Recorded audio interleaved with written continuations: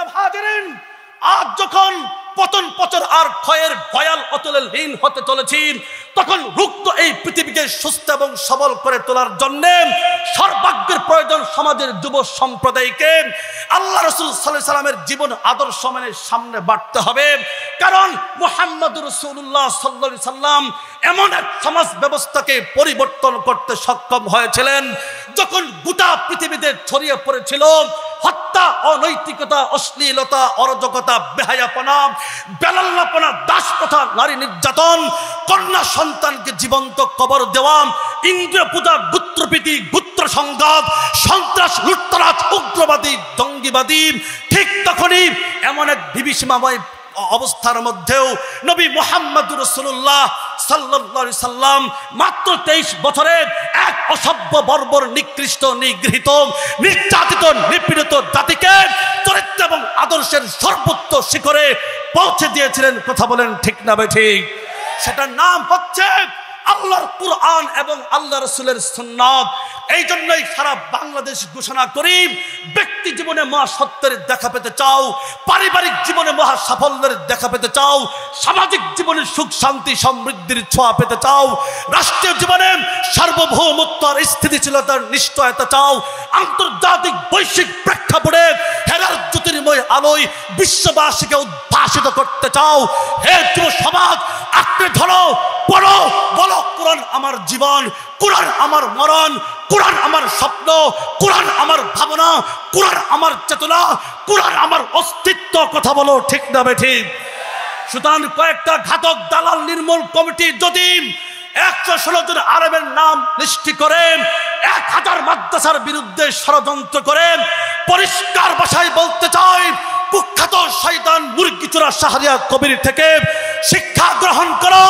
56,000 বর্গ মাইল লাল সবুজের বাংলাদেশে যদি কোন আলেমের কণ্ঠকে স্তব্ধ করার স্বপ্ন দেখো, মাদ্রাসা বন্ধ করার পায়তারা করো, খোদার কসম করে বলছি, ওই নাস্তিক মুরতাদদেরকে সোনার বাংলাদেশে জিন্দা দাফন করা হবে। দাফন করা হবে, ঠিক কিনা বলো? ইসলামের শত্রুরা, ইসলামের শত্রুরা, আমরা সবাই রাসূল সেনা, আমরা সবাই রাসূল সেনা, দুনিয়ার মুসলিম, নারে তাকবীর। মুহতারাম হাজিরিন, আল্লাহর কোরআনের প্রত্যেকটা আয়াত, কওমি মাদ্রাসার শিক্ষার প্রত্যেকটা রেফারেন্স শুধু আমরা কিতাবের মধ্যে পড়ি সেখানে সীমাবদ্ধতা নয়, আমাদের প্রত্যেকটা হাদিস কোরআনের রেফারেন্স নবী মুহাম্মদ রাসূলুল্লাহ সাল্লাল্লাহু আলাইহি সাল্লামের পর্যন্ত গিয়ে ঠেকে। কথা বলেন ঠিক কিনা? আমরা ছোট্ট থেকে ছোট্ট একটা হাদিস, কালিমাতানে হাবিবাতান ইলার রহমান খফিফাতান আলাল লিসান সাকিলাতান ফিল মিজান, ছোট্ট একটি আল্লাহর নবীর হাদিস আমি কার কাছ থেকে শিখেছি, আমার উস্তাদ কার কাছে শিখেছি, এই পর্যন্ত নবী পর্যন্ত বলতে পারি। মুহতারাম হাজিরিন, আমি আমার এই ছোট্ট একটি হাদিস আমার উস্তাদ শায়খ মুর্শিদ জামিয়া ইসলামের দারুল উলুম মাদানিয়া যাত্রাবাড়ি মাদ্রাসার সম্মানিত মুহতামিম, বেফাকুল মাদারিসিল আরবিয়া বাংলাদেশের সভাপতি, আল হাইয়াতুল উলিয়া লিল জামিয়াতিল কওমিয়ার চেয়ারম্যান, শাইখুল আরবুল আজম, হাজারো আলেম উলামাদের উস্তাদ শায়খ মাহমুদ হাসান দামাত বারাকাতুহুম আলিয়া, তার কাছে হাদিস বর্ণনা করেছেন তার উস্তাদ আল্লামা ইউসুফ বিন নুরি, তার কাছে হাদিস বর্ণনা করেছেন তার উস্তাদ আল্লামা আনোয়ার শাহ কাশ্মীরি, তার কাছে হাদিস বর্ণনা করেছেন তার উস্তাদ শাইখুল হিন্দ মাহমুদ হাসান দেওবন্দি, তার কাছে হাদিস বর্ণনা করেছেন তার উস্তাদ আল্লামা কাসেম নানতুবি, তার কাছে হাদিস বর্ণনা করেছেন তার উস্তাদ শাহ আব্দুল গনি, তার কাছে হাদিস বর্ণনা করেছেন তার উস্তাদ শাহ ইসহাক, তার কাছে হাদিস বর্ণনা করেছেন তার উস্তাদ শাহ আব্দুল আজিজ মুহাদ্দিস দেহলভী, তার কাছে হাদিস বর্ণনা করেছেন তার উস্তাদ শাহ ওলিউল্লাহ মুহাদ্দিস দেহলভী, তার কাছে হাদিস বর্ণনা করেছেন তার উস্তাদ আবু তাহির আল মাদানী, তার কাছে হাদিস বর্ণনা করেছেন তার উস্তাদ ইব্রাহিম আল কুরদি, তার কাছে হাদিস বর্ণনা করেছেন তার উস্তাদ আহমদ আল কুশাশি, তার কাছে হাদিস বর্ণনা করেছেন তার উস্তাদ আহমদ আল সিন্নাবি, তার কাছে হাদিস বর্ণনা করেছেন তার উস্তাদ মুহাম্মদ ইবনে আহমদ আর রমালি, তার কাছে হাদিস বর্ণনা করেছেন তার তার উস্তাদ জাইনুদ্দিন আল আনসারী তার কাছে হাদিস বর্ণনা করেছেন, তার উস্তাদ ইবনে হাজার আসকালানি তার কাছে হাদিস বর্ণনা করেছেন, তার উস্তাদ ইব্রাহিম আত-তানাখি তার কাছে হাদিস বর্ণনা করেছেন, তার উস্তাদ আবুল আব্বাস আল হাজ্জার তার কাছে হাদিস বর্ণনা করেছেন, তার উস্তাদ আবুল ওয়াক্ত আস-সিজরি তার কাছে হাদিস বর্ণনা করেছেন, তার উস্তাদ আবুল হাসান আদ-দাওয়ি তার কাছে হাদিস বর্ণনা করেছেন, তার উস্তাদ আবু মুহাম্মদ আস-সিরাকসি তার কাছে হাদিস বর্ণনা করেছেন, তার উস্তাদ আবু আব্দুল্লাহ আল ফিরাবরি তার কাছে হাদিস বর্ণনা করেছেন, তার উস্তাদ আমিরুল মুমিনিন ফিল হাদিস আবু আব্দুল্লাহ মুহাম্মদ ইবনে ইসমাঈল আল বুখারী তার কাছে হাদিস বর্ণনা করেছেন, আহমদ ইবনে আশকাব তার কাছে হাদিস বর্ণনা করেছেন, মুহাম্মদ ইবনে ফুজাইল তার কাছে হাদিস বর্ণনা করেছেন, উমর আব্দুল কাকা তার কাছে হাদিস বর্ণনা করেছেন, আবু যুরআ তার কাছে হাদিস বর্ণনা করেছেন, তার উস্তাদ আবু হুরায়রা তার কাছে হাদিস বর্ণনা করেছেন, তার উস্তাদ সাইয়্যিদুল মুরসালিন রাহমাতুল লিল আলামিন শফিউল মুসলিমিন খাতামুন নবিয়্যিন সাইয়্যিদুল সাকালাইন শফি আযম রাসূল আকরাম রাহমাত আলম নবীল আরবুল আজম হাবিবে কিবরিয়া নবী মুহাম্মদুর রাসূলুল্লাহ সাল্লাল্লাহু আলাইহি সাল্লাম কালিমাতান হাবিবাতান ইলার রহমান খফিফাতান আলাল লিসান সাকিলাতান ফিল মিজান আল্লাহু আকবার বলো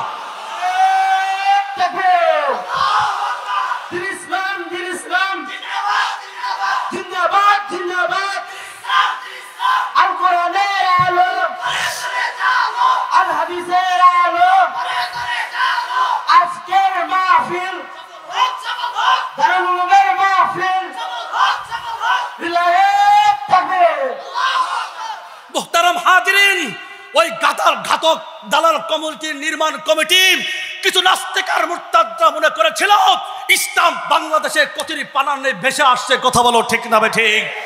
আমরা বলতে চাই হাজারো ব্যক্তি রক্ত এবং লাশের উপর ভর করে ইসলাম শাহবাজপুর পর্যন্ত এসে পৌঁছেছে। কথা বলো ঠিক কিনা?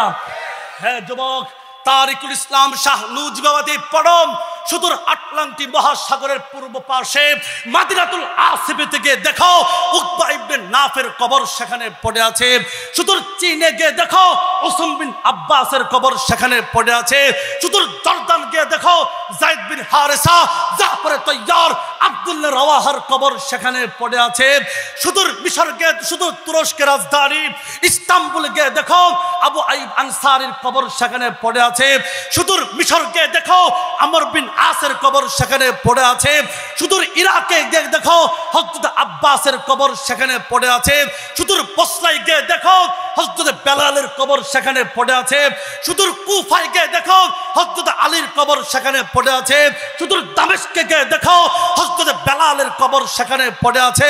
সুদূর আরব সাগরের পারে মাকামে ঈসা গিয়ে দেখো আবু আব্দুল্লাহর কবর সেখানে পড়ে আছে। সুদূর সামালে দিকে দেখো ফজল ইবনে আব্বাসের কবর সেখানে পড়ে আছে।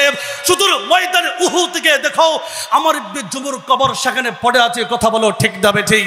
মুহতারাম হাজিরিন, বুঝতে পারলাম এক সাগর রক্ত লাখো ব্যক্তি পবিত্র রক্তের উপর ভর করে ইসলাম রাজধানী হয়ে জামালপুর হয়ে শাহবাজপুর পর্যন্ত এসে পৌঁছেছে। কথা বলো ঠিক না ঠিক? সুতরাং যে ইসলামকে বহন করেন, যে ইসলাম আল্লাহর কোরআনকে বহন করেন, যে মুসলিমরা কোরআনের রাজ কায়েমের জন্য রাজনীতি করে, সেই কোরআনকে যদি স্তব্ধ করার স্বপ্ন কেউ দেখে, ও জাতি আপনারা কি করবেন আমি জানি না। নতুন প্রজন্মের পক্ষ থেকে স্পষ্ট ভাষায় ঘোষণা করতে চাই, ওই নাস্তিক বেঈমান দেশ বিরোধী স্বাধীনতা বিরোধী শক্তিদের বিরুদ্ধে 50,000 কাফন পরিহিত মৃত্যুর শপথ উদ্দীপ্ত তরুণদের মাধ্যমে গোটা বাংলাদেশে নতুন মুক্তিযুদ্ধ হবে, নতুন মুক্তিযুদ্ধ হবে। ঠিক কিনা বলেন?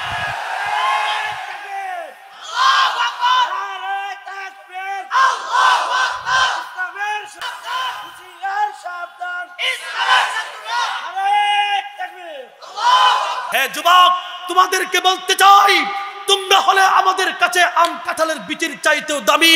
এক একটা আম কাঁঠালের বিচির মধ্যে লক্ষ কোটি আম কাঁঠাল লুকায়িত থাকে। একজন যুবকদের ভিতরে লক্ষ কোটি মানুষের হেদায়েতের মশাল থাকে। কথা বলো ঠিক না ঠিক? হ্যাঁ যুবক, তোমরা যখন 52 ভাষা আন্দোলন চলতেছিল, যখন তোমরা রক্ত দিয়েছিলে বাংলার ভাষা আন্দোলন সফল হয়েছিল, 69-এ গণঅভ্যুত্থানের আন্দোলন চলতেছিল। যুবক তোমরা যখন রক্ত দিয়েছ 69-এ গণঅভ্যুত্থানের আন্দোলন সফল হয়েছে। 71-এ স্বাধীনতা বিপ্লবের আন্দোলন চলতেছিল। যুবক তোমরা যখন রক্ত দিয়েছ 71-এ স্বাধীনতা বিপ্লবের আন্দোলন সফল হয়েছে। 75-এ সিপাহী বিপ্লবের আন্দোলন চলতেছিল। যুবক তোমরা যখন রক্ত দিয়েছ 75-এ সিপাহী বিপ্লবের আন্দোলন সফল হয়েছে। 90-এ স্বৈরাচার পতনের আন্দোলন চলতেছিল। যুবক তোমরা যখন রক্ত দিয়েছ 90-এর স্বৈরাচার পতনের আন্দোলন সফল হয়েছে। 94-এ তসলিমা নাসরিন যখন দেশ বিরোধী, স্বাধীনতা বিরোধী, বুরকা বিরোধী তারা ষড়যন্ত্র করেছিল, যুবক তোমরা যখন স্লোগান দিয়েছিলে এক দফা এক দাবি, তসলিমা তুই কখন যাবি, যেই তসলিমা বুরকার বিরুদ্ধে চারণ করেছিল সেই তসলিমা বুরকা পরে মামুর বাড়ি দিল্লি গিয়েছিল। কথা বলো ঠিক যাবে ঠিক।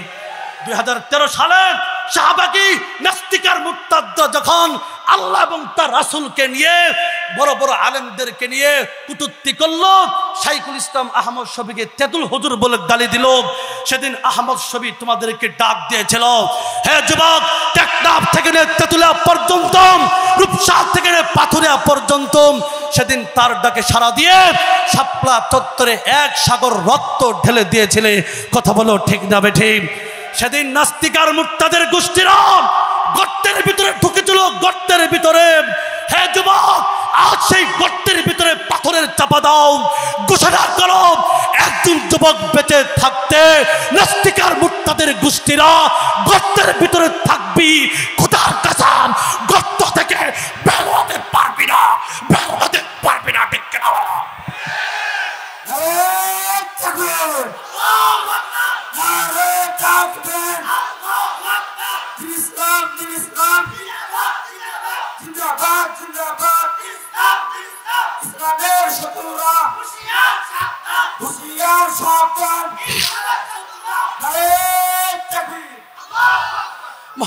মুহতারাম হাজিরিন, এই জন্য পরিষ্কার বক্তব্য, 1971 সালে যুদ্ধ করে দেশ পেয়েছি, আর 5 আগস্ট যুদ্ধ করে দেশটাকে দখল মুক্ত করেছি। কথা বলো ঠিক না বেঠে? ইসলাম প্রতিষ্ঠা হয় নাই যদি সরকার, যদি স্বৈরাচার মুক্ত করার জন্য, স্বাধীন মানচিত্র পাওয়ার জন্য 3 লক্ষ আর 5 আগস্ট 2000 মানুষ, 2000 যুবক রক্ত দিতে পারে, জীবন দিতে পারে। আমি বলি ইসলাম প্রতিষ্ঠার জন্য, কোরআনের রাজ কায়েমের জন্য 2000 নয়, 2 কোটি মানুষ জীবন দিবে, রক্ত দিবে, আল্লাহর রাজ কায়েম করবে। ঠিক কিনা বলো? এই জন্য একটা বিপ্লব দরকার, বিপ্লব, যে বিপ্লবের নেতৃত্ব দিবে এদেশের বাংলাদেশ খেলাফত মজলিস, ইসলামী আন্দোলন বাংলাদেশ, হেফাজত ইসলাম বাংলাদেশ। কথা বলো ঠিক না বেঠিক? সেই বিপ্লবের প্রধান সিপাহসালার হবেন শাইখুল হাদিস ইবনে শাইখুল হাদিস আল্লামা মাহমুদুল হক। কথা বলো ঠিক না বেঠিক? সেই বিপ্লবের পরে 56,000 বর্গ মাইল লাল সবুজের বাংলাদেশে তন্ত্র মন্ত্র কবর রচনা হওয়ার পরে গোটা বাংলাদেশে আল্লাহর নবীর ইজ্জতের হেফাজত হবে, আল্লাহর নবীর খতমে নবুয়তের চেয়ার হেফাজত হবে, কওমি মাদ্রাসা হেফাজত হবে। সেই বিপ্লবের পরে 56,000 বর্গ মাইল লাল সবুজের বাংলাদেশের সংবিধান হবে মহাপবিত্র ঐশী গ্রন্থ আল কুরআন। কথা বলো ঠিক না বেটি? প্রস্তুত আছে তো ইনশাআল্লাহ? আছেন তো ইনশাআল্লাহ? আমার তেলাওয়াতকৃত আয়াতের মধ্যে আল্লাহ পাক রব্বুল আলামিন নবী মুহাম্মদুর রাসূলুল্লাহ সাল্লাল্লাহু আলাইহি সাল্লামকে 4টি কর্মসূচি দিয়ে দুনিয়াতে প্রেরণ করেছেন। বলেন তো কয়টা কর্মসূচিতে দুনিয়াতে পাঠাইছেন? 4টে কর্মসূচি দিয়েছেন। এই যে আয়াত, হযরতে ইব্রাহিম আলাইহিস সালাতু ওয়াস সালাম, তার পুত্র ইসমাঈল আলাইহিস সালাতু ওয়াস সালাম, পিতা এবং পুত্র যখন কাবা শরীফ নির্মাণ করেন, সেদিন আল্লাহর কাছে দোয়া করেছিলেন, রব্বানা ওয়াবআথ ফীহিম রাসূলাম মিনহুম ইয়াতলু আলাইহিম আয়াতিকা ওয়া ইউআল্লিমুহুমুল কিতাবা ওয়াল হিকমাতা ওয়া ইউযাক্কিহিম। যে হে আমাদের রব, তাদের মধ্য থেকে তাদের কাছে একজন রসুল প্রেরণ করেন, যেই রসুল আপনার কিতাব আপনার কোরআন তেলাওয়াত করবে। ইয়াতলু আলাইহিম আয়াতিকা, আপনার কালাম তারা তেলাওয়াত করবে। ওয়া ইউআল্লিমুহুমুল কিতাবা, এবং এই কালামুল্লাহ শরীফকে তার অর্থ শিক্ষা দিবে। ওয়াল হিকমাতা, এবং আল্লাহর কোরআনের আইন কানুন বিধি বিধান মাসআলা মাসাইল সবকিছু শিক্ষা দিবে। ওই জাক্কিহিম, 4 নাম্বার, এদেশের দুশ্চরিত্র মানুষদেরকে আত্মশুদ্ধির মাধ্যমে এক পূর্ণাঙ্গ সুন্দর চরিত্রের অধিকারী করবে। মুহতারাম হাজিরিন, 1 নাম্বার কর্মসূচি কি? কোরআন তেলাওয়াত। বলেন 1 নম্বর কর্মসূচি কি?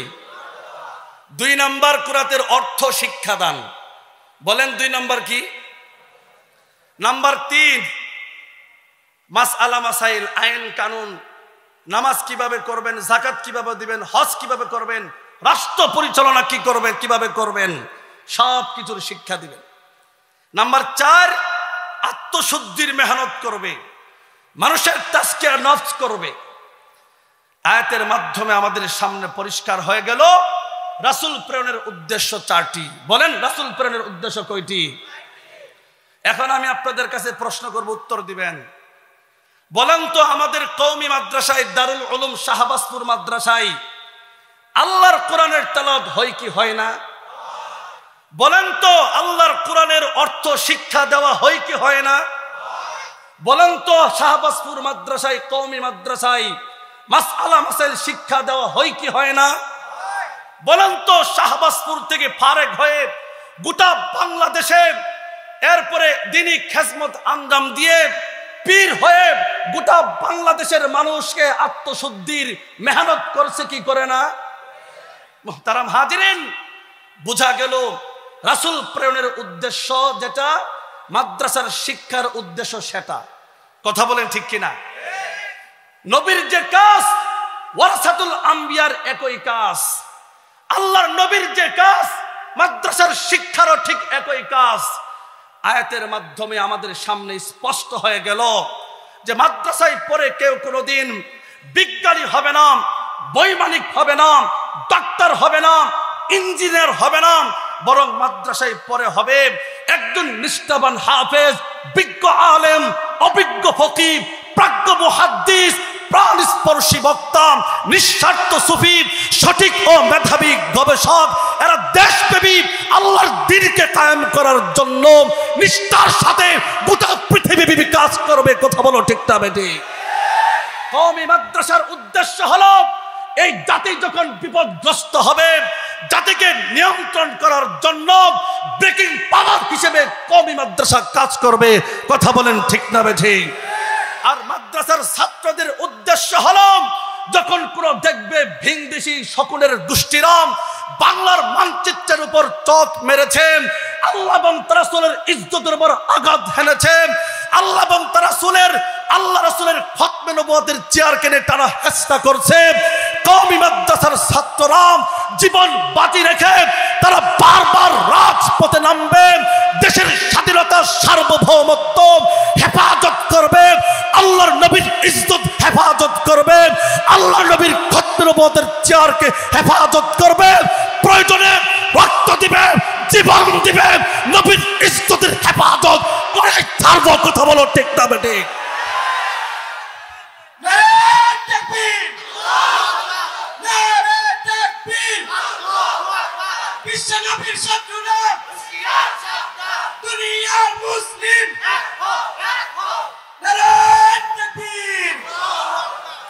মুহতারাম হাজিরিন, বুঝার চেষ্টা করবেন।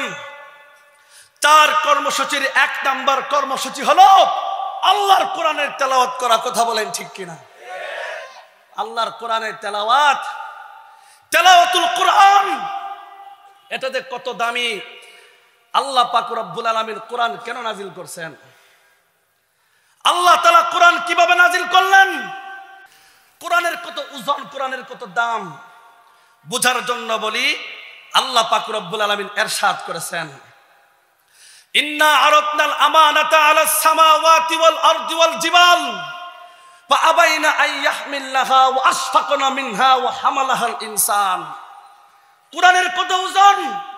আল্লাহ বলে কোরআনের আমানত আমি আসমানের কাছে পেশ করলাম, জমিনের কাছে পেশ করলাম, আমি পাহাড়ের কাছে পেশ করলাম। ফাআবাইনা আইয়াহমিলনাহা, আসমান জমিন পাহাড় কোরআনকে বহন করতে স্বীকৃতি জানালো। ওয়াশফাকা মিনহা, এবং ভীত সন্ত্রস্ত হলো। ও হামালাহাল ইনসান, কিন্তু মানুষ বহন করলো। আল্লাহু আকবার বলেন। বলেন, মানুষের শক্তি কি আসমানের চাইতে বেশি? মানুষের শক্তি কি পাহাড়ের চাইতে বেশি? মানুষের শক্তি কি জমিনের চাইতে বেশি? কিন্তু সত্য একটি কোরআন পাহাড় জমিন আসমান বহন করতে স্বীকার করলো। তাফসিরে যেমন আল্লাহর কোরআন, আল্লাহ তাআলা বলছেন, লাউ আনজালনা হাদাল কুরআনা আলা জাবালিন লারাআইতাহু খাশিআম মুতাসাদ্দিআম মিন খাশিয়াতিল্লাহ। নবী গো, আমি যদি লাউ আনজালনা হাদাল কুরআনা আলা জাবালিন লারাআইতাহু, এই কোরআনকে যদি পাহাড়ের উপর নাজিল করতাম, আপনি দেখতেন যে আল্লাহর ভয়ে এই পাহাড় ছিন্ন বিচ্ছিন্ন হয়ে যেত। আল্লাহর কোরআনের ভয়ে ভারে তারা নুয়ে পড়ত। এত ওজন আলা কোরআন। তাফসিরে কুরতুবির মধ্যে আছে, আল্লাহ পাক রব্বুল আলামিন আসমান, আল্লাহর আমার কোরআন যদি তোমরা বহন করো সওয়াব পাইবা। আর পাহাড় বলতেছে, না আল্লাহ, সওয়াবের দরকার নাই, আমার কোনো কিছু দরকার নাই, আমি কোরআন নিতে পারবো না। পাহাড়কে বললেন, পাহাড় তুমি কোরআন বহন করো, বহন করতে বলে সওয়াব পাইবা, যদি বহন করতে না পারো তোমার সাইজ করা হবে। পাহাড় বললেন, খবরদার আল্লাহ, এই কোরআন আমি বহন করবো না। সেম কথা জমিনকেও বললেন, জমিন অস্বীকার করলো। কিন্তু মানুষকে বলে, মানুষ আদম বহন করো। আদম আলাইহিস সালাম এক বাক্যে বলেন, ঠিক আছে আমি কোরআন বহন করব। আল্লাহু আকবার বলেন। আল্লাহর কোরআনকে মানুষ বহন করেছেন। এই ওজন কিভাবে মানুষ নেয়? ওজন কিভাবে নেই জানেন? আমরা ধান কাটি না, ধান কাটি কি কাটি না বলেন? ধান কাটার সময় যখন আটি বাঁধি, বুঝা বানি, 10টা 20টা আটি একসাথে করে বুঝা বান্ধি, তখন দেখবেন আপনার ছোট্ট বাচ্চারাও সাথে সাথে যায়। ছোট বাচ্চা আটি নিতে পারবে না, কিন্তু আব্বারে বলে, আব্বা আমার একটা আটি মাথায় দেন, আমি নিব। পিড়াপিড়ি করে কি করে না? তো বাবা মাথায় একটা বুঝা নেয়, আরেকটা আটি সন্তানের উপরে মাথার উপরে দেয়, আর এক হাত দিয়ে তুলা করে রাখে, যাতে করে সন্তানের মাথার উপর ভার না বসে। কথা বলেন ঠিক না বেঠিক? মুহতারাম হাজিরিন, আল্লাহর কোরআন এত ওজন, মানুষ বহন করার মতো যোগ্যতা ক্ষমতা ছিল না। কিন্তু মানুষ যখন সাহস করেছে, আল্লাহর কোরআন আমি বহন করব, তখন আল্লাহ পাক রব্বুল আলামিন ঠিক তেমনি ভাবে ফেরেশতাদের মাধ্যমে আল্লাহ পাক রব্বুল আলামিন কোরআন মানুষের উপর দেওয়ার পরেও নিয়ন্ত্রণ করেছেন। কথা বলেন ঠিক না বেঠিক? কোরআন তেলাওয়াতের ফায়দা কি? আল্লাহ পাক রব্বুল আলামিন কিয়ামতের ময়দানে জিব্রাইলকে বললেন, জিব্রাইল, আমি যে তোমার কাছে আমার কোরআন দিয়েছি, এই কোরআনের আমানত তুমি কি করছো? জিব্রাইল বলবেন, এই কোরআনের আমানত আমি মিকাইলকে দিছি। মিকাইলকে হাজির করা হবে। মিকাইল, আমার কোরআন তুমি কি করছো? মিকাইল বলবে, আপনার কোরআন আমি জিব্রাইলকে দিছি। জিব্রাইলকে হাজির করা হবে, আমার কোরআন কি করছো? জিব্রাইল বলবে, আপনার কোরআন আমি আখিরি নবী মুহাম্মদুর রাসূলুল্লাহ সাল্লাল্লাহু আলাইহি সাল্লামকে দিয়েছি। সুবহানাল্লাহ। আল্লাহর নবীকে হাজির করা হবে। নবী বলেন, আমার কোরআন কি করছেন? আল্লাহ রাসূল বলবেন, আপনার কোরআন আমি আমার উম্মতের মাঝে দিয়ে দিয়েছি। সুবহানাল্লাহ বলেন। রাসূল আল্লাহ তাআলা বলবেন, আপনার উম্মতকে হাজির করেন। সেদিন মুহাম্মদুর রাসূলুল্লাহ সাল্লাল্লাহু আলাইহি সাল্লাম বড় টেনশনে পড়ে যাবেন। শাহবাজপুরের যুব সম্প্রদায় আর বৃদ্ধ বাবারা কান খাড়া করে শুনবেন। মুহাম্মদুর রাসূলুল্লাহ সাল্লাল্লাহু আলাইহি সাল্লাম সেদিন ভীত সন্ত্রস্ত হবেন। আল্লাহকে বলবেন, আল্লাহ আমাকে কিছুক্ষণ সময় দেন। তিনি দৌড়ে চলে যাবেন আদম আলাইহিস সালামের কাছে। আদম আলাইহিস সালামকে গিয়ে বলবেন, বাবা আদম, আপনি হলেন পৃথিবীর প্রথম মানুষ, প্রথম নবী, আমি হলাম আখিরি নবী। এই যে আমার উম্মত সবগুলো আপনার সন্তান, আমার উম্মত, আমার উম্মতের কাছে আমি কোরআনকে হাজির করেছিলাম, কোরআনকে আমানত হিসেবে দিয়েছিলাম, কিন্তু আমার উম্মত কোরআনের যথাযথ কদর করে নাই, কোরআনের সামান্যটুকু সম্মান করে নাই, কোরআন সবাই বহন করে নাই। আমার উম্মতের কিছু গুনাহ আপনি বহন করেন, কিছু গুনাহ আমি বহন করে উম্মতকে বাঁচাই। আর চলে বলেন আল্লাহু আকবার। সেদিন আদম পয়গম্বর বলবেন নবী গো, আমি তো নিজে ইয়া নাফসি নাফসি করতেছি, তোমার উম্মতের গুনাহ কিভাবে আমি বহন করব? সেদিন আল্লাহর নবী সেখান থেকে এসে আরশে আজিমের নিচে বসেন, সিজদায় পড়েন, উম্মতি উম্মতি বলে কান্না করবেন। আর আল্লাহ পাক রব্বুল আলামিন বলবেন পয়গম্বর মাথা উঠান, আপনার কান্না করতে হবে না।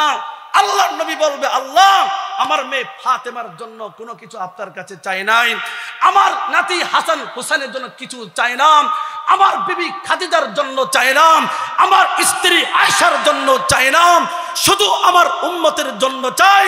সেদিন আল্লাহ বলবেন আপনার উম্মতের জন্য আপনি যা চাইবেন সব কিছু দেওয়া হবে।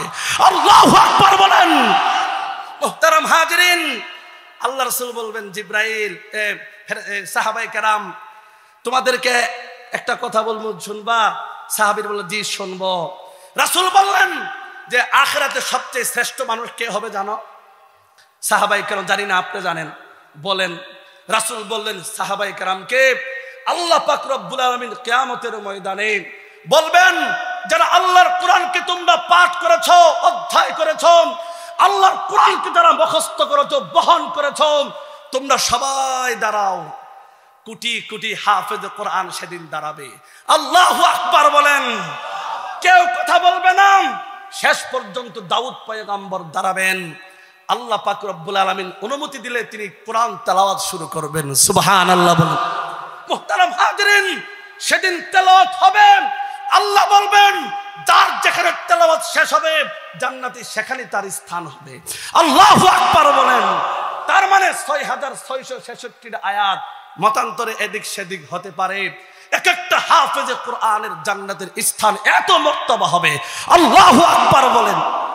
শেষ পর্যায়ে যে কথাটা বলবেন আল্লাহ তাআলা, এই প্রিয় বান্দাগণ, দুনিয়াতে তোমরা যখন কোরআন পড়ছো, দুনিয়াতে যখন তোমরা কোরআন তেলাওয়াত করছো, তোমাদেরকে মহাব্বত করছে, ভালোবাসছে, তোমাদেরকে জড়ায় ধরছে, চুমা দিছে, তোমাদেরকে খানা খাওয়াইছে, এমন লোকদেরকে তোমরা চিনতে পারবা? আল্লাহু আকবার বলেন। সমস্ত কোটি কোটি হাফেজ কোরআন বলবে আল্লাহ আমাদেরকে ছাইরা দেখেন চিনতে পারি কি পারি না। সমস্ত হাফেজ কোরআন সারা আখিরাতটা ঘুরে ঘুরে দেখবেন, এমন লোক দেখবে জাহান্নামের একদম কিনারে চলে গেছে, কিন্তু দারুল উলুম শাহবাজপুর মাদ্রাসায় যখন সে অধ্যয়ন করেছে তার বাড়ি জাকির খাইছে, খানা খাইছে। কথা বলেন ঠিক না বেঠিক? মুহতারাম হাজিরিন, সেদিন এমন কিছু মানুষদেরকে হাফেজ কোরআন ধরে ধরে আল্লাহর তৈরি জান্নাতে নিয়ে যাবে। আল্লাহু আকবার বলেন। আরে সারা বাংলাদেশ আমি এই কথা গর্বের সাথে বলি যে জামালপুর জেলা একটা ইউনিয়ন আছে, তার নাম শাহবাজপুর ইউনিয়ন। এই শাহবাজপুর একটা মাদ্রাসা আছে, দারুল উলুম শাহবাজপুর মাদ্রাসা। এই মাদ্রাসায় 2001 সাল থেকে 2009 সাল 10 সাল পর্যন্ত আমি পড়েছি। 2003 থেকে 5 সাল পর্যন্ত এই মাদ্রাসায় কোনো বোর্ডিং এর ব্যবস্থা ছিল না, কিন্তু এই এলাকার মানুষ প্রত্যেকটা ছাত্রকে নিজের আপন সন্তানের চাইতে ভালোবেসে খানা খাওয়াইছে। কথা বলেন ঠিক না বেঠি? আমি তো বলি শাহবাজপুরের মানুষগুলো হচ্ছে আনসারী সাহাবীদের মতো, কিয়ামতের ময়দানে তারা আনসারী সাহাবীদের মর্যাদা পাবে। কথা বলেন ঠিক কিনা? কারণ মক্কা থেকে যখন সমস্ত সাহাবীরা হিজরত করে মদিনায় গেলেন, আনসারী সাহাবীরা ব্যবসা বাণিজ্য করত, আর মুহাজির সাহাবীরা মসজিদ নববীতে বসে পড়ালেখা করত। সেখানে আনসারী সাহাবীদের খানা খেয়ে আবু হুরায়রা হয়েছেন। কিতাবের এমন কোন পৃষ্ঠা নাই, হাদিসের এমন কোন কিতাব নাই, হাদিসের কিতাবের এমন কোন পৃষ্ঠা নাই যেখানে আবু হুরায়রার নাম নাই। এজন্যই সেখানে মুহাজির সাহাবী আবু হুরায়রা হয়েছেন। এত বড় আলেম হয়েছেন, তার চেয়ে বড় আলেম সাহাবীদের মধ্যে আর কেউ নাই। কিন্তু মুহাজির মদিনায় যারা ছিল তারা এত বড় আলেম হতে পারে নাই। আল্লাহ পাক রব্বুল আলামিন তাদেরকে নাম দিয়েছে আনসারী, আর যারা হিজরত করে তাদেরকে নাম দিয়েছে মুহাজির। মুহতারাম হাজিরিন, এজন্য আপনারা খুব ভাগ্যবান। আল্লাহ তাআলা আপনাদেরকে আনসারী সাহাবীদের মতো মর্যাদা দান করে। বলেন আমিন। চিৎকার করে বলেন আমিন। আজ আপনাদের এই মেহনতের ফসলে দারুল উলুম শাহবাজপুর মাদ্রাসায় বোর্ডিং হয়েছে, ছাত্র বাড়ছে, এই সবগুলো হচ্ছে আপনাদের মেহনতের ফসল। কথা বলেন ঠিক কিনা? মুহতারাম হাজিরিন, এইভাবে ধরে ধরে জান্নাতে নিয়ে যাবে। কিন্তু আমরা কি দেখছি? যুগে যুগে আল্লাহর এই কোরআনকে মাইনাস করার বিভিন্ন ফর্মুলা বিভিন্ন সময় করা হয়েছে। যেমন আল্লাহর কোরআনকে স্তব্ধ করার সংকল্প করেছিল আল্লাহর নবীর যুগ থেকেই। 4টা কর্মসূচি ঘোষণা করেছিল কাফের গোষ্ঠীরা। 1 নাম্বার কর্মসূচি দিল কি? সাহাবায়ে কেরামের বিরুদ্ধে, নবীর বিরুদ্ধে কাফের বেঈমান মুশরিকেরা রটায় দিল যে মুহাম্মদ আল্লাহর কোরআন বানায়া বানায়া বলে। তখন ব্যক্তির মানুষ শুনবে।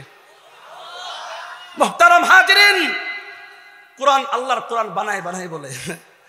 আল্লাহ পাক রব্বুল আলামিন 4 জায়গায় চ্যালেঞ্জ ঘোষণা করছেন যে নবী আপনি কাফেরদেরকে বলেন যদি তোরা সত্যবাদী হয়ে থাকস তাহলে আল্লাহর কোরআনের মতো একটা কোরআন বানায় নিয়া। কথা কোন ঠিক না বেঠিক? যেমন কুল্লা ইনজতামাআতিল ইনসু ওয়াল জিন্নু আলা আইয়াতু বিমিসলি হাদাল কুরআন লা ইয়াতুনা বিমিসলিহি ওয়ালাউ কানা বা'দুহুম লিবা'দিন যাহিরা। আল্লাহু আকবার বলেন।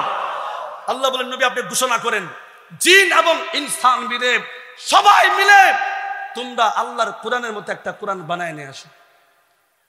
অনেক চেষ্টা ফিকির করলো, পারলো না। কথা বলেন ঠিক কিনা? এরপরে আল্লাহ তাআলা বললেন যে সারা কোরআন শরীফ তো পারবি না, যা 10টা সূরা মাত্র বানায় নিয়ে আসবি। বলেন তো কোরআনের সূরা কয়টা? বলেন সূরা কয়টা? 114টা। বলছে কয়টা? 10টা। বলেন আম ইয়াকুলুনা ইফতারা কুল ফাতু বিআশরি সুওয়ারিন মিসলিহি মুফতারায়াতিন ওয়াদউ মান ইসতাতাতুম মিন দুনিল্লাহি ইন কুনতুম সাদিকিন। আল্লাহু আকবার বলেন। নবী বলতেছেন যে তোমরা যদি এতই সক্ষম হয়ে থাকো তা আল্লাহর কোরআনের মতো মাত্র 10টা সূরা বানায় নিয়ে আসো।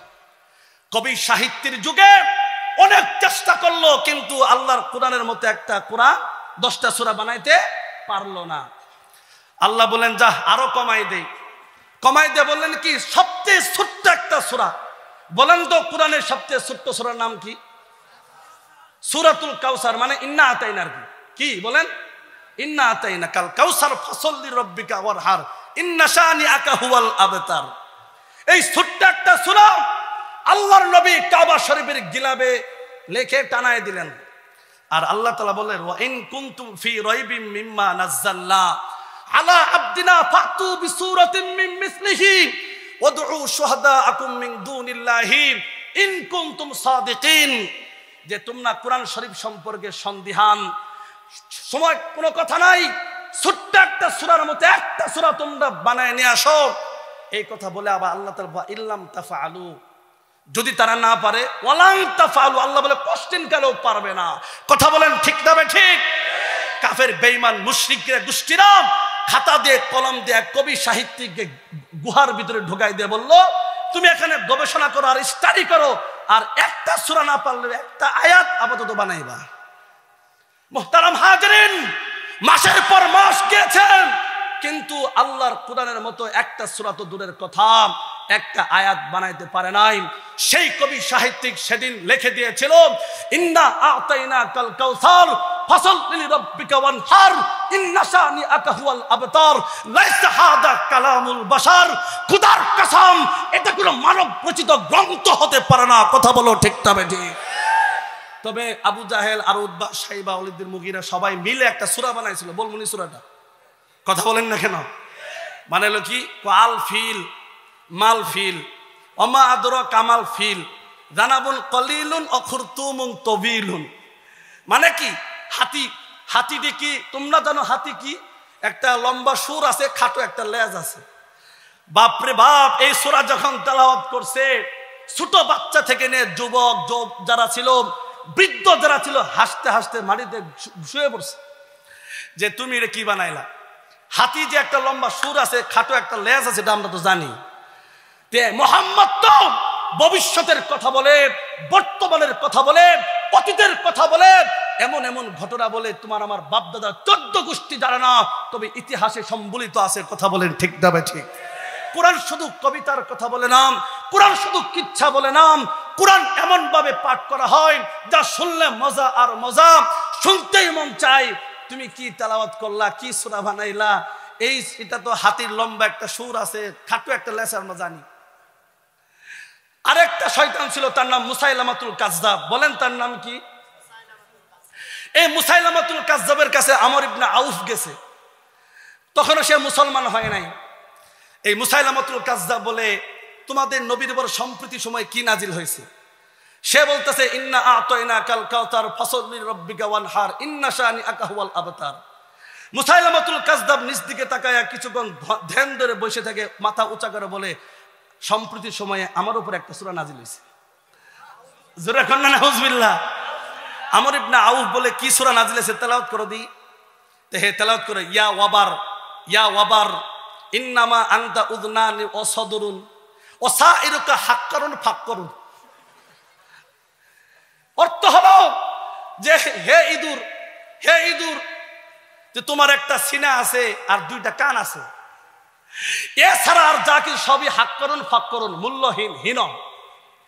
আমর ইবনে আউফ সেদিন বলেছিল, মুসাইলামাতুল কাযযাব স্পষ্টভাবে শুনে রাখো, আমরা আগেও জানতাম তুমি এক গণ্ড মূর্খ মিথ্যাবাদী। তুমি যে একটা সূরা মাত্র শোনাইছো, এই সূরার মাধ্যমে আমি 100% কনফার্ম হয়েছি তোমার মতো দামিষ্ট আর মূর্খ আর আবু জাহেল পৃথিবীতে আর কোথাও নাই। কথা বলেন ঠিক না ঠিক? মুহতারাম হাজিরিন, এই যে আল্লাহর কোরআন নবী মুহাম্মদ রাসূলুল্লাহ সাল্লাল্লাহু আলাইহি ওয়াসাল্লাম নাজিল হইল, আল্লাহর কোরআন যখন এভাবে চ্যালেঞ্জ করল, কবি সাহিত্যের যুগেও আল্লাহর কোরআনের চ্যালেঞ্জের মোকাবেলা কোন কবি সাহিত্যিক বিজ্ঞানী ডাক্তার কেউ করতে পারে না। কথা বলেন ঠিক না ঠিক? আবু জাহেলের কর্মসূচি 2 নাম্বার কর্মসূচি দিল, ওয়াকালাল্লাযীনা কাফারু লা তাসমাউ লিহাদাল কুরআন ওয়ালগাউ ফীহি লাআল্লাকুম তাগলিবুন। আবু জাহেলরা বলল যে আল্লাহর এই কোরআন কেউ শুনবে না, কোরআন যেখানে তেলাওয়াত হবে সেখানে হট্টগোল হবে। এই কর্মসূচি ঘোষণা করলো। যেখানে কোরআন তেলাওয়াত হইতো সেখানে কাফেররা গিয়ে হট্টগোল করত। মুহতারাম হাজিরিন, আল্লাহর কোরআনকে স্তব্ধ করার জন্য বিগত খুনি হাসিনার স্বৈরাচারের আমলেও ঘাতক দালাল নির্মূল কমিটি নামক এক কমিটি বের হয়েছিল। সেই কমিটির প্রধান ছিল মুরগিচূড়া শাহরিয়া কবির। কথা বলেন ঠিক কিনা? এই মুরগিচূড়া শাহরিয়া কবির 116 জন আলেমের নাম দৃষ্টি করেছিল, 1000 কবি মাদ্রাসার দৃষ্টি করেছিল, আর দিয়েছিল যে এই 116 জন আলেম হলো জঙ্গি আর 1000 মাদ্রাসা হলো জঙ্গির কারখানা। মুহতারাম হাজিরিন, আল্লাহর কোরআনকে স্তব্ধ করার জন্য আবু জাহেল আজ থেকে 1400 বছর পূর্বে যে কর্মসূচি দিয়েছিল, 2021 সালে ঘাতক দালাল নির্মূল কমিটির প্রধান শাহরিয়া কবির একই কর্মসূচি দিয়েছিল। কথা বলেন ঠিক না ঠিক? মুহতারাম হাজিরিন, তারা বলতে চায় মাদ্রাসায় পড়ে কি হবে, মাদ্রাসায় শিক্ষা দিয়ে কেউ ডাক্তার হয় না, বিজ্ঞানী হয় না। আমরা তো বলি তোমাদের কলেজ ভার্সিটিতে হাফেজ হয় না, মাওলানা হয় না, মুফতি হয় না। কথা বলেন ঠিক না ঠিক? তোমার এক কাজ, আমার এক কাজ। এজন্য আমি সেই সমস্ত নাস্তিক আর মুরতাদদেরকে সবসময় বলি যে জানো কি বন্ধু,